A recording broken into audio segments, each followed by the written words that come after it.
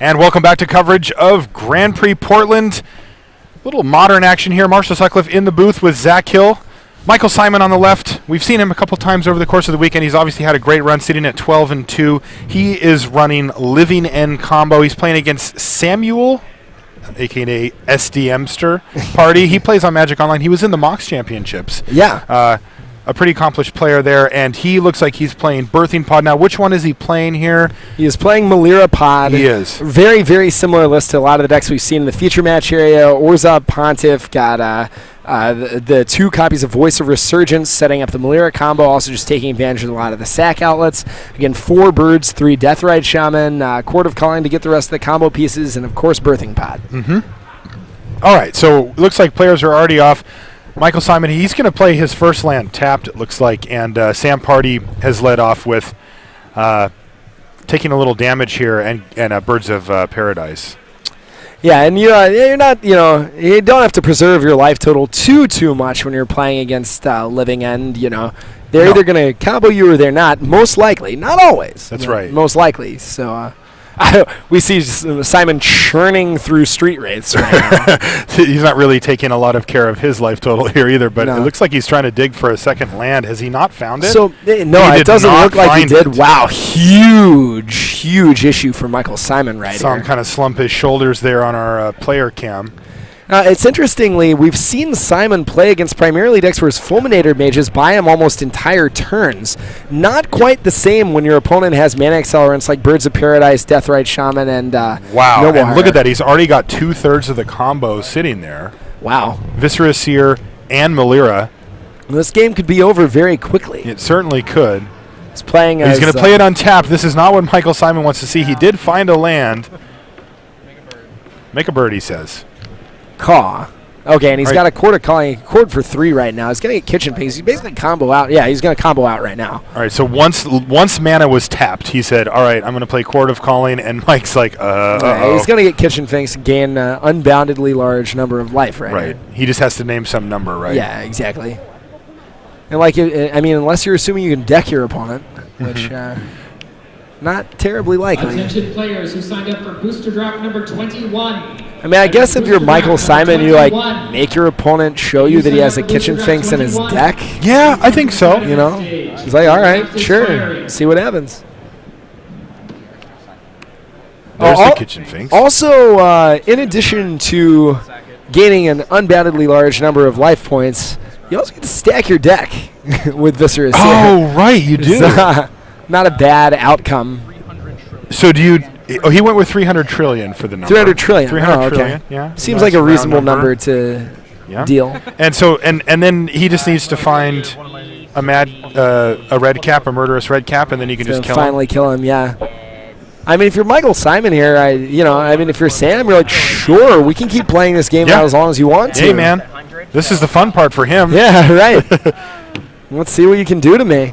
Even once he Living Ends, Kitchen Pink's going to stay on the battlefield. Uh-huh. Yeah, okay, now he's They're trying to put more zeros on the thing, but he's at 300 trillion. Yeah, let's do it. Can we turn an 8 sideways?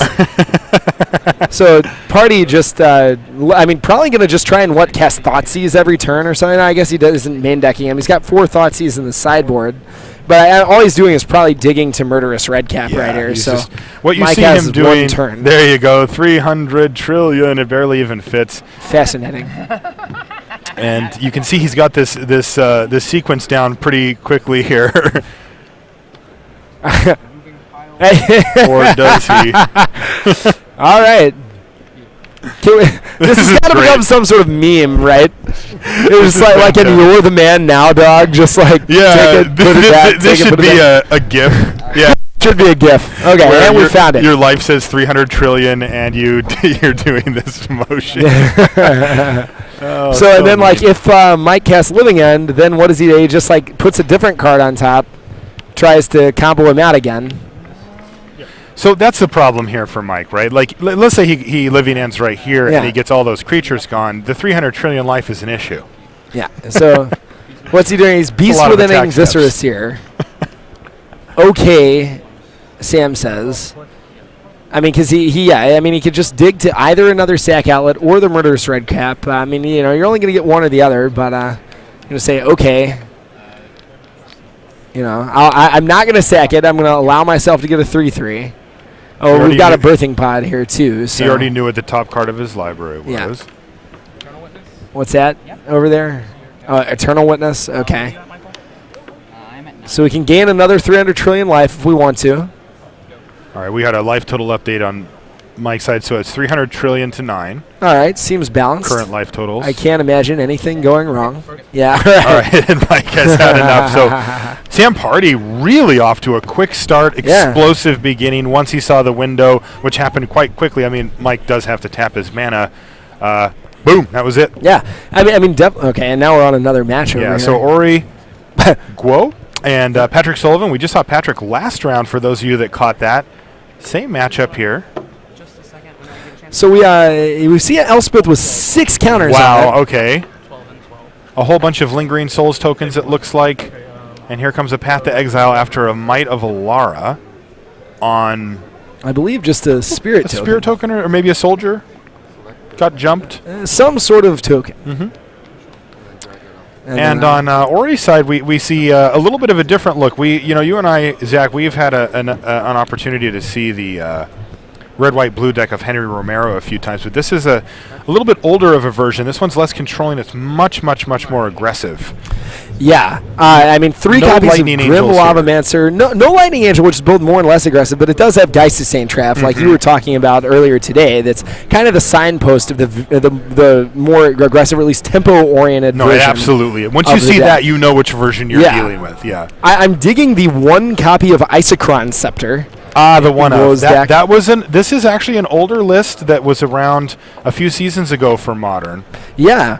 With a few new additions to it as well, though. It can put a Helix on it, a Bolt, Path to Exile, Remand, Mana Tithe, if that was your cup of tea, and Boros Charm is a charm. But yeah, definitely capable of putting a clock down very quickly, a Geist Sustain Trap or a Vendilion Click, and protecting it. I like that it's a one of as well. You don't want 2 of those and get blown out by a Maelstrom Pulse or just your hand destroyed, right? But sometimes that can be the best card in a game. All right, so Ori having to use his Paths to Exile on Elspeth when it's taking creatures to the skies, not exactly how you want to be using your spot removal. No. Patrick doesn't even particularly care if Celestial Colonnade cracks back on Elspeth, because he's got another one in his hand. Also, Patrick has no more basics. He didn't search. Yeah. Number of lands in my deck. 3, 4, 5, 6, 7, 8 lands. That seems like a lot of lands for Patrick. It does. Now, interestingly, Patrick not keeping a Spirit back to block Celestial Colonnade. Colonnade plus Grim Lavamancer is 6 damage. Yes, so, I mean, theoretically, Ori could end a game here. He's got Lightning Helix. I mean, Patrick. Oh, it looks like we had a life total update on Ori's side here. Okay. So he has to do that just to stay alive. And if he decides to attack Patrick, he will... Well, he can do it with the Celestial Colonnade. Now, Patrick, if he tries to jump one of his creatures, the active Grim Lavamancer actually somewhat of a problem for Patrick. It's an issue, yeah. He's going to trade Elspeth activations for Grim Lavamancer activations. The downside, of course, for Ori is that his Grim Lavamancer is almost out of gas. Yes, exactly. And Elspeth, she doesn't run out of gas. So we're, Patrick, going to see what happens to that Tarmogoyf. I think if you're Patrick, you might even just make a soldier here. Like, your attacks aren't very good. He's got a Grim Lavamancer. Mm-hmm. You don't care if he hits you for 2 or hits your Elspeth for 2, really. Oh, yeah. And if he's going to burn one of your creatures, you might as well make another creature. Mm-hmm. Make a soldier. He did. He made a soldier. Yeah, and he actually just passed the turn back. Yeah, frequently you're not going to ultimate your Elspeth. Ultimating it might not be too bad here. Because you've got another Elspeth in your hand that you're reasonably confident is going to resolve, and you want to make your creatures indestructible so that your Elspeth jumps actually accomplish something. Now, how come Patrick didn't attack with any of the spirits? I think we know one would get eaten by a colonnade. Do you think he would send it? He basically could attack with all 3 and get in for 2, or what's the line here? I mean, I just think that one of them can get eaten by a Lavamancer. Your other one gets eaten. I just don't think you want to lose 2 tokens for 1 damage. Just to get 1 damage in. Yeah.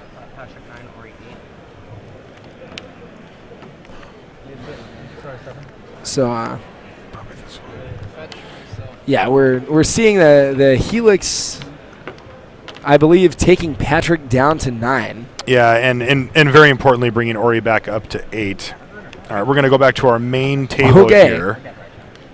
So we see turn 0 Leyline from Michael Simon, putting a little bit of a different dimension on the game, taking the combo element out of Sam's deck. The downside being Mike's down a card to do that, and by no means does Birthing Pod have to combo you out to win a game. That's right. It does take care of one of the main angles. It also takes care of some of the, like if he's running Revel Arc or stuff like that, it takes care of any of that value stuff.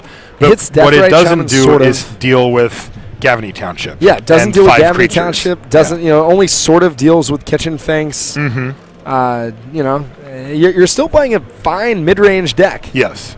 And now it is still correct though to bring in the Leyline. Oh, I think so. You have to take that option away from Sam. Yeah, I mean you're not giving up a whole lot to do it. Your Beast Within's not actually that amazing in this matchup anyway. Fulminator Mage not that excellent either. I mean, it's not terrible, but your opponent has a lot of subsidiary mana sources. A lot of creature-based mana. Exactly. You're not giving up a lot to bring in the Leyline of the Void, and you're buying yourself a lot of extra time. Okay.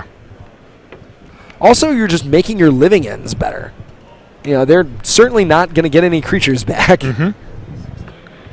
Yeah, you make your living ends one-sided. Right, and Pardee has 4 copies of Thoughtseize. Not a lot of other ways to disrupt Michael, and like we saw last game, his chief way of disrupting him was just combo him out faster. Yeah. But if Leyline of the Void takes that option away, all of a sudden Simon has a lot more time to work with. Yeah, and that's really interesting because, I mean, if you were to tell me, okay, here's the matchup, Michael Simon starts on 6 no matter what, but he's going to be playing a fair game of Magic versus Pardee. I mean, I would favor Simon every time. No, of course. Yeah, no. I completely agree. And Simon, so that's the situation Simon has right now. Yeah, and Sam trying to make something work right here, but I mean he's just not putting Simon under any real pressure at all. That's a Twisted Abomination. Again, off the Time Spiral bonus sheet. Yeah, Twisted A-Bomb and Lightning Angel just doing some work today. Time shifted. Now if we could just see some giant oysters, some Uthden trolls. All right, there's Twisted Abomination. Swamp cycling for a couple of colorless, and it regenerates. That card is a clock, man. That card, 5 damage is a lot of damage. Yeah, it is. I really like the choice of cyclers that Simon has chosen. I mean, again, just so little vulnerability to Lightning Bolt and Lightning Helix. A great combination of allowing you access to the mana you want. Mike doesn't play that many lands. 11, 12. 19 total lands, but Twisted Abomination and Pale Recluse also just straight up put lands into his hand. I like it too. I like that a lot. Igneous Pouncer is a card that some of these run, and it's a lot more fragile at only 1 toughness. It is quicker. It is a lot quicker. But I mean, it allows you to just kill your opponent the second you cast Living End, but I love a lot worse to hard Recluse cast. Up Pale on the Recluse, screen, that's the card. All right, it looks like Michael Simon has. He saw a black card. He's like, "That's it. Oh, that wasn't it." There it is. All right, so you're just kind of basically using this as a wrath, and okay, I'll get a 3/4 out of it. But how do you argue with that? Yeah, it's a nice 4-for-1. Yeah. On the 3rd turn of the game. And his opponent's creature is exiled for good. Looks like Mike has another Deadshot Minotaur, so. Just doesn't want Sam to untap with access to potentially 6 mana, and I can't disagree with him there. Yep. That is one of the things that makes Sam's deck a little bit vulnerable, is that if you do have a sweeper of any type, it not only takes away the creatures are also its mana. So, you can set them. I mean, look at him. He's sitting here now with just 3 lands, and he's got to kind of 1 spell per turn this thing out. Exactly. If he saved a Birds of Paradise or something, he can get a quicker start. But All right, now there's a good start. And Sully Pride Mage. And the thing to remember is exactly what Simon, I think, was acknowledging there, which is, like, between a Harmonic Sliver and Kasali Pride Mage, Sam can kill that ley line if you give him enough time. And with 6 mana, that makes it very easy to tutor up an answer with Chord of Calling. And all of a sudden, I mean, you can still wrath this board to living end, but you're opening yourself up to getting comboed out again. And so Michael Simon did that at just the right time, where now those creatures are all gone, and there we go.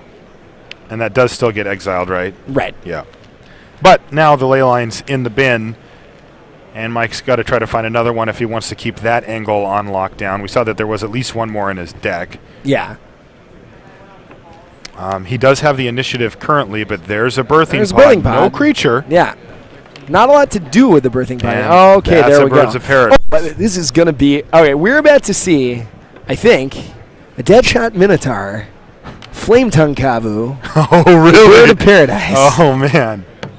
Man. This was end step here? This is end step. So if he plays a land, he can do it? Never before have I wanted my Bird of Paradise to not be Red Bull and not have wings as much as I would right now. And you're wondering if you're Sam, if that could have been the Deathrite Shaman instead of the 4th bird. I mean, probably not. But, maybe we're going to see some other line of play. But I just, how many times did I expect a hard cast Deadshot Minotaur to have a combat relevant ability? Here it is, going to 16. He's going to do it. Damn. Yeah, you see Sam just like not wanting this to happen. He kind of picked up his, and there it is. Well, so I don't know why you attack first. Like, if your opponent just blocks. Yeah, I know. Like, yeah. I mean, he would have to have the read, but he looked like he did. That is the sick. We are Minotaur zone right here today. We see a beast roll with them from Mike's side.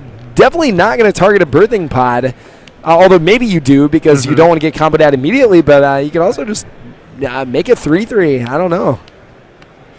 This is a top deck. He needs essentially any creature, but the more expensive it is, the more limited it is, and he doesn't have it. That was a huge Deadshot Minotaur. Wow.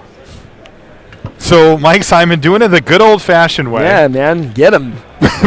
Get him. Playing some 5-drop 3/4s and turning them sideways to take Sam to 1-1 here in this critical late match. Of course, Simon aided a little bit. Basically playing for top 8 here. No, yeah. That's exactly what's going on. A lot on the line. That's what's on the line. Yeah, you were very happy about that. I was very excited about that. I mean, let's not underestimate the value of turn 3, kill all of your guys, make it 3/4, which really did the bulk of the work there. Sure. And so we see them sideboarding. You wonder if Pardee's going to react to that ley line, but yep. All right, quick look over at our other match here. Here's Ori Guo. I have seen. Is that a Mana Tithe? That is a Mana Tithe. Plays 2 copies in his main deck. Mana Tithing a Geist of Saint Traff. Just and electrolyze. All of my favorite cards seeing play right now. Man. There's nothing more satisfying than resolving Mana Tithe except for resolving Force Spike. Maybe resolving Disrupt. Yeah. Ooh. Disrupt is mean. Rashad just shivered. He's ooh. Let's not even start talking about Teferi's response. That's a little too old school for most. All right. Most of us. All right, Grim Lavamancer though. So he's had the answers so far, but none of the threats. Just please, Snapcaster Mage back Mana Tithe on the Geist of Saint Traff that's about to be cast right now. I will go home. Oh, okay, fine. Although there's no land play first here, so Snapcaster Mana Tithe is live. All right, but it wasn't to be responsible play. Helix the Lavamancer so that your Deathrite Shaman can start getting in there. Yeah. Also, I do see that Patrick does have, I believe, a Marsh Flats or some fetch land in the yard, so he could have paid for Mana Tithe there. Yes, exactly. Well, that's the other thing about Mana Tithe, though. Once you get someone with a Mana Tithe, they are living in fear. You never get them again. No. Yeah, right. Though sometimes it makes, I mean, if you play a card in game 1 sided out and for the rest of the match they play a turn late everything, no, it's you great have for you. Seal of Thalia. Yeah. It's like, hey, this works. That's the thing. I mean, you can't be scared by any stretch of the imagination, but you have to imagine Patrick wants another land right now. No, that's right. He needed to kill the Lavamancer so that he could protect his Deathrite Shaman. That's right. I was going to say, I want him to just have the read of Snapcaster Manatide so much. Also, He's got Lavamancer does some, like, it can mitigate Tarmogoyfs in some way, and it does a lot of work. I really like the inclusion of Lavamancer in a deck like this. Oh, wow, devastating. Jeez. So much advantage. This guy is just riding the value train so far. While Patrick stumbles on his mana now, this is a critical one because Patrick is down a game here. He's just gonna Lightning Helix the Snapcaster Mage right away. I again appreciate Patrick's discipline by doing that. I mean, a lot of people really don't like to one-for-one a card advantage creature like a Phyrexian Ranger or a Snapcaster. Yeah, it's like, but it's like that card's already gained its value. It's a 2/1. You don't want to let it just beat on you. You're going to take 6 damage from it or something. Yeah, exactly. Especially because Patrick's plan is, I'm going to draw a land and then play Geist Saint Trap, right? No, that's and now all of a sudden right. the Snapcaster Mage looks pretty amazing, and he can't. It makes him use his mana really inefficiently. Yeah. Man, I wish we had this. All right, so not Geist. In this case, it's a Lingering Souls. Okay. And, I mean... Geist would have been better, but... Well, Ori has access to Wrath of God. I think Patrick says, though, 14 is actually not that high of a life total. He doesn't have a Celestial Colonnade. So I'm going to, get 2 tokens on the board and just start nickel and diming some damage through. And yesterday we saw Shuhei, or no, it was Ken Yukihiro. They're both on the same deck, but we saw Ken do 14 out of nowhere with double Tribal Flames. Not Tribal Flames. It was Might of Alara. Oh, sorry. Yeah, no, you're absolutely right. Yeah, he did both of his copies of Might of Alara. Yeah, that represented 10 damage. All right, here comes the Big Thoughtseize here. I believe he's got 2 Wrath of Gods in hand, though. That's slightly awkward for Patrick. Yeah. Although, I mean, you can still take 1 Wrath of God, flash your Lingering Souls back, draw a Wrath of God from Ori, and finally resolve your Geist. On the other hand... is that a Threads? That is a Threads. Okay, so he knows the Threads is there as well. Yeah, 2 Helices, 2 Wraths, and a Grim Lavamancer, which actually quite good. I think you play Wrath and flashback Lingering Souls here. What about you? You play Wrath. Sorry, you take Wrath? You take Wrath. Okay, and flash it back and force him to play his Wrath? I think so. Get that out of his hand. Yeah. Or I mean, he can't ignore 4 Lingering Souls tokens, that's for sure. Yeah, unless he thinks he can weather the storm with Grim Lavamancer. But a really tough decision for Patrick right here. I could see a lot of lines. I could see a lot of different lines of play. Like, you might just take his Grim Lavamancer and say, like, all right, we're going to keep attacking for 2. Now please do something. Yep. Now, I think Patrick has a Thundermaw Hellkite in his hand. Do you see that? Wow. It's a card I didn't see that. I believe he's got a Geist and a Thundermaw Hellkite. Not a bad hand. Not bad at all. If that's the case, then I like your line for sure, right? I mean, make him Wrath you. And that's, I think, what he's now he's in an awkward spot. He's at 17, so he's at a pretty safe life total here, but he does need to get black mana. I mean, he does know his opponent has 2 Lightning Helices.